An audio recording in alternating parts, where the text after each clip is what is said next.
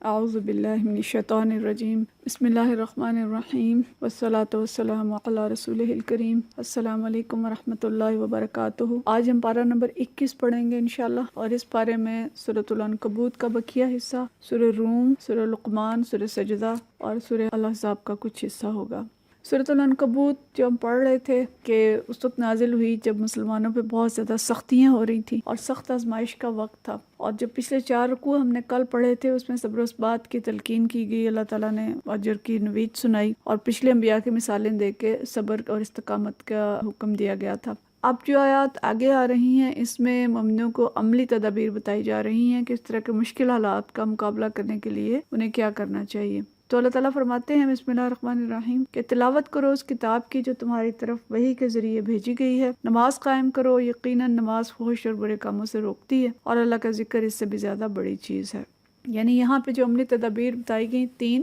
اس میں سب سے پہلی چیز ہے تلاوت قرآن اور نماز، اور تیسری چیز اللہ کا ذکر۔ تو تلاوت قرآن اور نماز 2 ایسی چیزیں ہیں جو ایک مومن میں وہ مضبوط سیرت اور کردار پیدا کرتی ہیں جس سے وہ باطل کی بڑی سے بڑی طغیانیوں اور بدی کے سخت سے سخت طوفانوں کے مقابلے میں نہ صرف کھڑا رہ سکتا ہے بلکہ ان کا منہ بھی پھیر سکتا ہے۔ لیکن تلاوت اور نماز سے یہ طاقت صرف اسی صورت میں حاصل ہو سکتی ہے جبکہ ان کا حق ادا کیا جائے، اور تلاوت محض قرآن کے الفاظ تک محدود نہ ہو بلکہ اس کی تعلیم کو ٹھیک ٹھیک سمجھ کے اپنی روح میں جذب کرتا جائے انسان، اور جب قرآن کو آرڈر آف دی ڈے اور زندگی گزارنے کا نصاب بنا کر پڑھیں اور سیکھیں تو ایسے انقلاب برپا ہوتے ہیں جیسا کہ صحابہ کی زندگی میں ہوئے تھے۔ یعنی جس چیز سے قرآن منع کرے اس سے منع ہو جائیں، جس چیز کا حکم دے وہ کر گزریں، اس کے حلال کو حلال اور حرام کو حرام سمجھیں اور اس کو لے کر کھڑے ہو جائیں، اور پھر ان ساری منزلوں سے گزرے جن سے یہ گزارتا ہے، تو تبدیلی آئے گی اور یہ ہمارے حق میں حجت ہوگا، ورنہ خدا نخواستہ یہ ہمارے خلاف گواہی دے گا، اور رسول اللہ صلی اللہ علیہ وسلم بھی مقدمہ لے کے کھڑے ہوں گے، جیسے ہم نے سورۃ الفرقان میں پڑھا تھا کہ یا اللہ اس قوم نے قرآن کو نشانہ توثیق بنا لیا تھا۔ نماز فحشاء اور منکرات سے روکتی ہے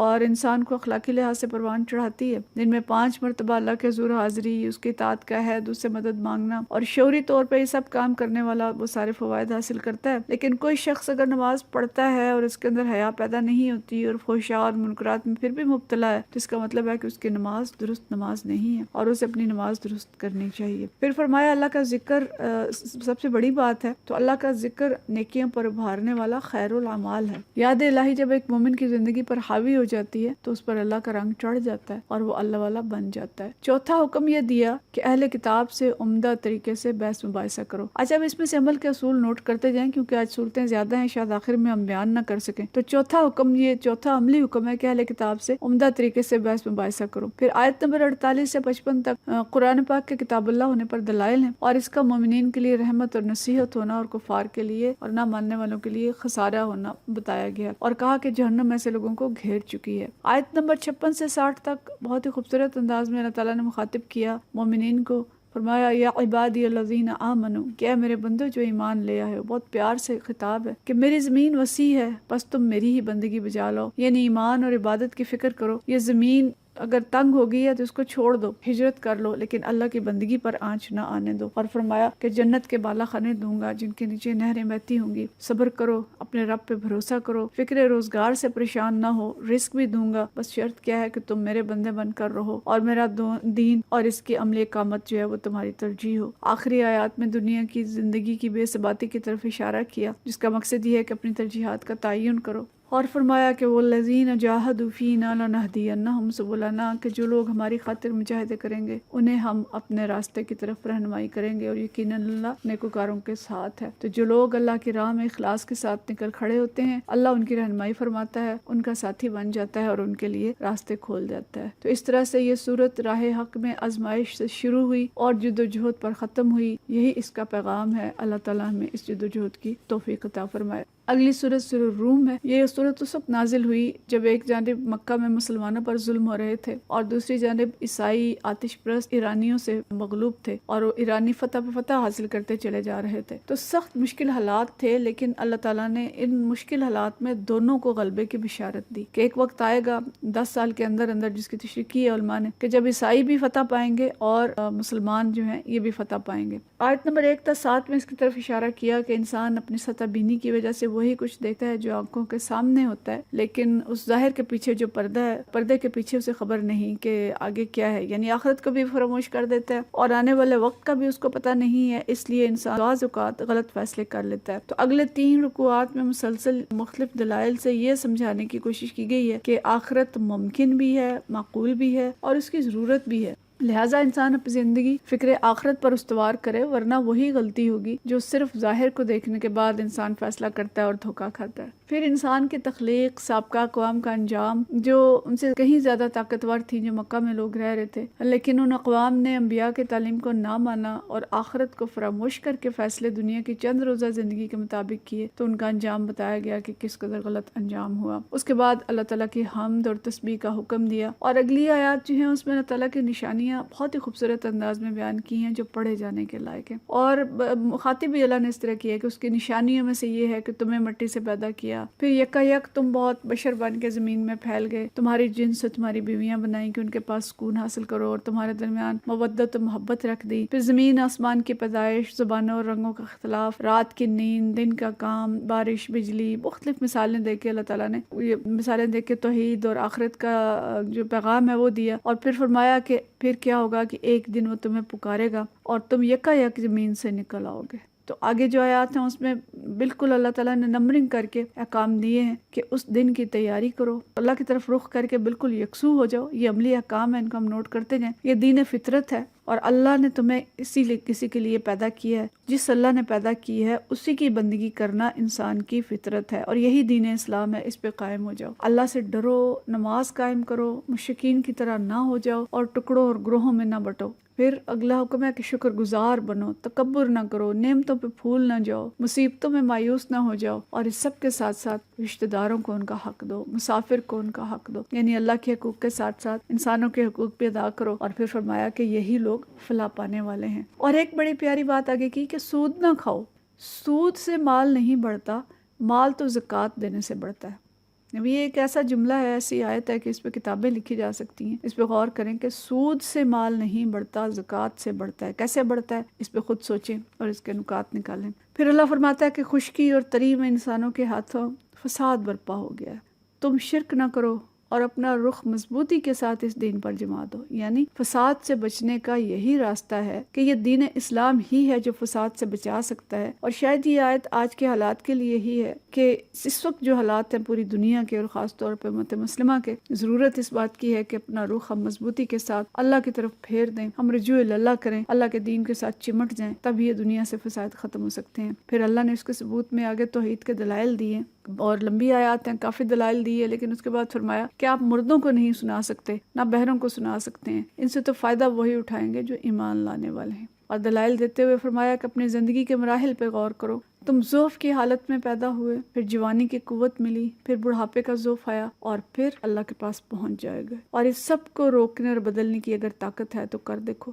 کہ جوانی کو روک سکتے ہو، بوڑھا نہ ہونے دو۔ تو یہ دنیا کی زندگی ایک دھوکہ ہے اور چند روزہ زندگی ہے، لہٰذا تم ہوش کرو۔ اور آخری آیت میں اللہ نے فرمایا کہ وَلَقَدْ ضَرَبْنَا فِي هَذَا الْقُرْآنِ مِنْ كُلِّ مَثَلٍ، کہ ہم نے اس قرآن میں لوگوں کو طرح طرح سے سمجھایا ہے، لیکن ظاہر ہے انسان سمجھتا نہیں ہے۔ تو اللہ کرے کہ ہم ان آیات پہ غور کریں، ہماری زندگیاں بدل جائیں۔ آگے سورہ لقمان ہے۔ سورہ لقمان مکی سورت ہے اور اس میں حکیم لقمان کا ذکر ہے۔ ابتدائی آیات 1 سے 5 میں اللہ تعالیٰ کتاب اللہ کا تعارف کراتے ہیں اور کتاب سے فائدہ اٹھانے والوں کی صفات بیان کی گئی ہیں کہ یہ لوگ جو نماز پڑھتے ہیں، فکر آخرت رکھتے ہیں، اللہ کے راستے میں خرچ کرتے ہیں، وہی اس کتاب سے فائدہ اٹھائیں گے۔ آیت نمبر 6 اور 7 میں اس کے بالمقابل دوسرے رویے جو ہیں وہ پیش کیے گئے ہیں کہ ایک تو وہ لوگ ہیں جو کتاب سے فائدہ اٹھاتے ہیں، اور دوسرے کون لوگ ہیں کہ جو کلام اللہ کی بجائے لہو الحدیث میں گم ہو جاتے ہیں اور دوسروں کو بھی گمراہ کرتے ہیں اور خود بھی گمراہ ہوتے ہیں۔ تو لہو الحدیث کیا ہے؟ ہر بری بات، فضول بات، قصہ گوئی، افسانے، بے مقصد ڈرامے، موسیقی، یہ جتنی چیزیں انسان کو اپنے اندر مصروف کر کے غافل کر دیتی ہیں، یہ سب لہو الحدیث میں شامل ہے۔ پھر دوسری بات یہ ہے کہ اللہ کی آیات کو تکبر سے نظر انداز کرتے ہیں، دعوت کو مذاق میں اڑا دیتے ہیں، تو ایسے لوگوں کے لیے سخت عذاب ہے۔ پھر حضرت لقمان کا ذکر ہے کہ اللہ تعالیٰ نے انہیں حکمت سکھائی کہ اللہ کے شکر گزار ہوں، انہوں نے اپنے بیٹے کو جو نصیحتیں کی ان کی طرف اللہ نے متوجہ کیا ہے، اور یہ کم و بیش وہی ہیں جو ہم پیچھے پڑھ چکے ہیں کہ شرک نہ کرنا، والدین کا حق پہچاننا، ماں بہت مشقت اٹھا کے تمہیں پیدا کرتی ہے، دودھ پلاتی ہے، لیکن اگر وہ شرک پہ مجبور کریں تو ان کی بات نہ ماننا، اور اللہ سے ڈرو اور نماز قائم کرو، امر بالمعروف اور نہی عن المنکر کرو، مصیبت میں صبر کرو، تکبر نہ کرو، لوگوں سے منہ پھیر کے بات نہ کرو۔ پھر انسانی رویوں کا ذکر ہے کہ اللہ کی نعمتیں پا کے کچھ لوگ ناشکری کرتے ہیں اور اللہ کے نافرمانی کرتے ہیں اور اپنے آباء و اجداد کی پیروی کرتے ہیں، چاہے وہ آگ میں جانے والے ہوں، جبکہ جو لوگ اللہ کی فرما برداری کرتے ہیں وہ مضبوط سہارا پکڑ لیتے ہیں جو کہ کبھی چھوٹے گا نہیں۔ پھر اس کے بعد اللہ تعالیٰ نے کائنات کی نشانیاں بیان کی ہیں، اور آیت نمبر 33 بڑی زبردست آیت ہے کہ لوگوں اللہ سے ڈرو، کوئی باپ بیٹے کی مدد نہ کر سکے گا نہ بیٹا باپ کی، اور دنیا کی زندگی تمہیں دھوکے میں نہ ڈالے، نہ شیطان تمہیں دھوکہ دینے پائے۔ آخر میں فرمایا کہ علم غیب اللہ ہی کے پاس ہے، اور یہاں پہ خاص طور پہ 5 چیزوں کا ذکر کیا ہے مثال کے طور پہ، ان کو بھی پڑھ لیجئے گا۔ اسی اللہ پر بھروسہ کرو اور اسی کا سہارا تھامو۔ اس کے بعد سورہ سجدہ ہے، یہ بہت فضیلت والی سورت ہے، اور نبی کریم صلی اللہ علیہ وسلم اکثر اس کو فجر کی نماز میں پڑھتے تھے، اور اس سورت میں توحید، رسالت، آخرت کے متعلق لوگوں کے شبہات جو ہے ان کو رفع کیا گیا ہے، اور اللہ شروع میں فرماتا ہے کہ یہ کتاب بلا شبہ اللہ نے نازل کی ہے، اور کیوں نازل کی ہے کہ غفلت میں پڑی ہوئی قوم کو ڈرا دے، اور کہا کہ عقل سے کام لو اور سوچو، زمین آسمان کے نظام پہ غور کرو، اپنی پیدائش پہ غور کرو کہ جس نے یہ سب کچھ بنایا ہے کیا وہ دوبارہ پیدا نہیں کر سکتا انسان کو۔ پھر اللہ تعالیٰ نے عالم آخرت کا نقشہ کھینچا ہے کہ اس دن کیا ہوگا کہ مجرم سر جھکائے کھڑے ہوں گے اور کہیں گے کہ اللہ واپس بھیج دے، لیکن اللہ کہے گا کہ تم دنیا میں ہماری ملاقات کو بھولے رہے، آج ہم تمہیں نظر انداز کرتے ہیں، اور اللہ کہتا ہے کہ میں دوزخ کو جنوں اور انسانوں سے بھر دوں گا۔ پھر مومنین کے کچھ صفات بتائی گئی ہیں، اور فرمایا کہ جنت میں انہیں وہ کچھ ملے گا جس کا کوئی تصور نہیں کر سکتا، اور فاسق لوگ دوزخ میں جائیں گے، اور یہ بھی کہا کہ میں دنیا میں چھوٹے چھوٹے عذاب بھیجتا ہوں تاکہ لوگ رجوع کریں، بڑے عذاب سے پہلے ڈر جائیں۔ پھر موسیٰ علیہ السلام کو کتاب دی گئی اور مثال دے کر کہا کہ یہ کتاب بھی اللہ کی طرف سے ہے، اور اب امامت اور پیشوائی ان کو ملے گی جو اس کتاب الہی کو مان لیں گے، اور آج اس کتاب کو نظر انداز کر کے ظاہر ہے کہ ہم ذلیل و خوار ہو رہے ہیں۔ پھر پچھلی تباہ شدہ قوموں اور بے آب و گیا زمین پر بارش کی مثال دے کے واضح کیا کہ قیامت ضرور آئے گی۔ آخر میں فرمایا کہ یہ لوگ آپ کا مذاق اڑاتے ہیں کہ فیصلہ کن فتح کب آئے گی، تو فرمایا کہ جب فیصلہ کن فتح کا وقت جب آ جائے گا تو تب تمہارا ماننا کچھ فائدہ نہ دے گا۔ آج اللہ کی بات مان لو، ورنہ انتظار ہی کرنا ہے تو بیٹھے انتظار کرو اللہ کے فیصلے کا۔ پھر اس کے بعد سورۃ الاحزاب ہے۔ سورۃ الاحزاب جنگ احزاب یعنی جنگ خندق کے بعد نازل ہوئی۔ اس کو احزاب بھی کہا جاتا ہے کیونکہ کفار کے سارے لشکر جمع ہو کے مختلف قبیلے جو ہیں وہ چڑھ آئے تھے، جیسے آج کل نیٹو بنی ہے اور اتحادی فوجیں بنی ہیں، تو سارے عرب نے اتحاد کر کے اتحادی فوجیں بنا کے مدینہ پہ حملہ کر دیا تھا۔ تو اس جنگ پہ بھی تبصرہ ہے، منافقین کی جو نشانی ہیں وہ بتائی گئی ہیں، مختلف خطبات ہیں جو اس صورت کے اندر ہیں، اور بعض معاشرتی اصلاحات جو ہیں وہ اس کے اندر دی گئی ہیں۔ تو آیت نمبر 1 سے 3 تک میں غزوہ احزاب کے موقع پر بیرونی دشمنوں یعنی کافروں اور اندرونی دشمنوں یعنی منافقوں اور یہودیوں جو اس وقت مدینہ کے اندر تھے ان سے نہ دبنے اور ان کے آگے نہ جھکنے، اور مشکل حالات میں اللہ ہی پر بھروسہ کرنے اور اللہ ہی کی اطاعت کرنے کی ہدایت کی گئی ہے۔ آیت نمبر 4 سے 6 میں چند جو سماجی احکامات ہیں وہ دیے گئے ہیں، جس میں ایک بات یہ ہے کہ زہار سے بیوی ہرگز ماں نہیں بن جاتی۔ جو کہہ دیتے نا تم میری ماں ہو، تو پہلے اس سے طلاق ہو جاتی تھی لیکن اس سے منع کیا۔ پھر دوسری بات یہ بتائی کہ منہ بولا بیٹا کبھی سگا بیٹا نہیں بن سکتا، اور منہ بولے بیٹوں کو سرپرست کی بجائے ان کے اصلی جو باپ ہیں ان کے نام سے پکارا جائے۔ اور پھر فرمایا کہ مومنین کے نزدیک اللہ کے نبی صلی اللہ علیہ وسلم ان کی جانوں سے زیادہ عزیز ہیں، اور آپ کی ازواج مطہرات مومنین کی مائیں ہیں۔ تو صحابہ کرام اور بعد دنیا میں بھی آنے والے مسلمانوں نے نبی کریم صلی اللہ علیہ وسلم پر ہمیشہ اپنی جان نچھاور کی ہے اور قیامت تک کرتے رہیں گے، لیکن اصلی چیز کیا ہے کہ آپ صلی اللہ علیہ وسلم کی اطاعت اور فرما برداری کی جائے۔ پھر آیت نمبر 7 تا 8 میں جو اگلا حصہ ہے اس میں بتایا گیا کہ تمام انبیاء سے اللہ تعالیٰ نے دعوت و تبلیغ کا جو عہد و میثاق لیا تھا اور اس کا حق انہوں نے ادا کیا، تو اس کا مقصد یہ تھا کہ صادقین کو ان کی سچائی کی جزا دی جائے اور کافروں کو ان کی تکذیب کی سزا دی جائے۔ آیت نمبر 9 سے 21 تک منافقین کے کردار پر روشنی ڈالی ہے، اور منافقین جو جھوٹے بہانے بنا کے جنگ سے رخصت لے رہے تھے، اللہ تعالیٰ کے بارے میں بدگمانی سے کام لے رہے تھے اور کہہ رہے تھے کہ اللہ کے رسول نے جو وعدے کیے تھے وہ جھوٹے ہیں، ان سب چیزوں کا تذکرہ کیا اور ان سے کہا کہ تمہارے لیے رسول اللہ صلی اللہ علیہ وسلم کی زندگی میں بہترین نمونہ ہے۔ لقد کان لکم فی رسول اللہ اسوۃ حسنہ، بشرطے کہ تم اللہ سے ملاقات پر ایمان لاؤ، یوم آخرت پہ یقین کرو اور کثرت سے اللہ کا ذکر کرتے رہو۔ اور آیت نمبر 22 سے 25 میں مخلص صحابہ کا کردار بتایا گیا ہے کہ دشمن کو دیکھ کے ان کا ایمان اور بڑھ گیا، ان کا جذبہ اطاعت اور تسلیم بڑھ گیا، اور ان کے عزم و حوصلے میں کوئی کمی نہیں آئی، کچھ نے اپنا عہد پورا کر دکھایا اور کچھ منتظر ہیں۔ اور آیت نمبر 26 تا 27 میں جو بنی قریظہ تھے ان کے یہود کا قبیلہ، اس کا انجام بتایا گیا ہے۔ تو اگلا حصہ سورہ احزاب کا انشاءاللہ ہم کل دیکھیں گے۔ امید ہے عمل کے اصول آپ نے نوٹ کر لیے ہوں گے آج کے درس میں ساتھ ساتھ۔ وآخر دعوانا الحمدللہ رب العالمین۔